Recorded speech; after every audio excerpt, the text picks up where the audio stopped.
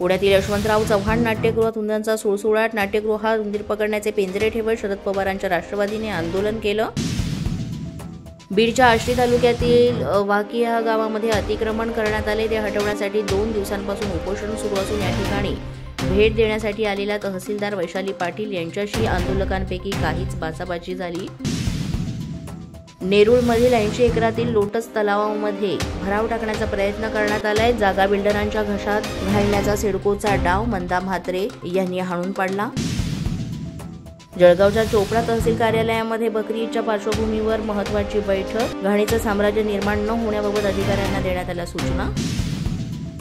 वर्ध्यामध्ये प्रहारनं विहिरीत उतरून अन्नत्याग आंदोलन केलं. मनरेगा योजनेअंतर्गत विहिरीचे पैसे शेतकऱ्यांना मिळण्याच्या मागणीसाठी करण्यात आलं हे आंदोलन.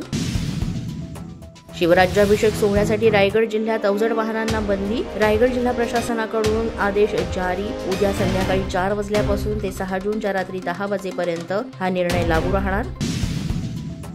गणपतीपुळे येथील समुद्र किनाऱ्यावर मृत डॉल्फिन आढळला. डॉल्फिन साधारण 4 फूट लांबीचा. डॉल्फिनच्या मृत्यूचं कारण अद्याप अस्पष्ट.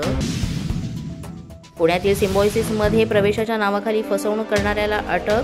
सिम्बॉयसिस महाविद्यालयाची खोटी जाहिरात करून विद्यार्थ्यांची फसवणूक करीत असल्यानं करण्यात आली कारवाई. रुक्मिणी मातेची पालखी अमरावतीमध्ये दाखल. युवा स्वाभिमानच्या कार्यकर्त्यांनी पालखीचं केलं जल्लोषात स्वागत.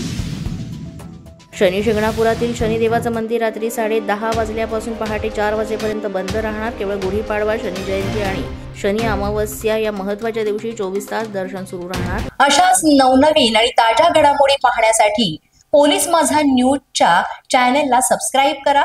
आमचं फेसबुक, ट्विटर आणि इंस्टाग्राम पेज आहे ते सुद्धा फॉलो करा. तसंच अधिक माहितीसाठी पोलीस माझा न्यूजची वेबसाईट आहे www.polismazha.com या वेबसाईटला अवश्य भेट द्या.